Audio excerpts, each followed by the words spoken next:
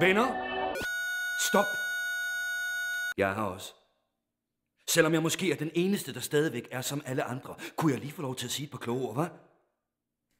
Hvad tror I? Tror I ikke, at jeg nogle gange har lyst til at hænge med hovedet?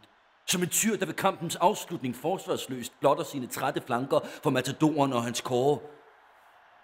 Vi kender altid det at have en dårlig dag.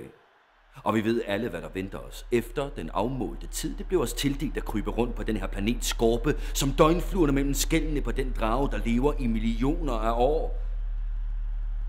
Tror I ikke, jeg ved, hvor lidt, hvor ubetydelige vi er? En prut fra skaberen. En lille bunke elendighed af kirtler og tarme. En tunge, der ikke ved bedre end at tale om håb og frelse. 2 arme, der lige præcis magter at ernære os. Og, hvis det går højt, at holde fast i den elskede. Jeg ved det alt sammen. Måske bedre end nogen anden her. Men for pokker der også.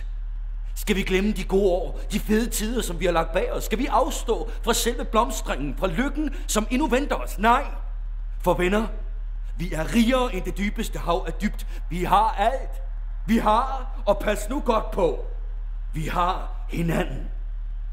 I kan le af det lige så meget I vil. Det lyder dumt, men det betyder nada i lyset af den fornedrelse, som hver og en af os skal igennem.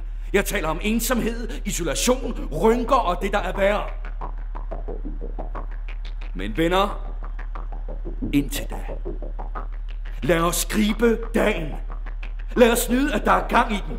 Vi kan trøste os med at have været en del af den gruppe, der har levet fuldt ud. På grænsen, på knivsækket. Vi styrer på vildt. Beruset af glæde og det uforfalskede kammeratskab. Ja, lad os leve i den ro, så længe vi kan. Os, beslægtede sjæle og edsvorne åndsfæller. Forene os i en fest af kollektiv skaberglæde og renfærdig lyst.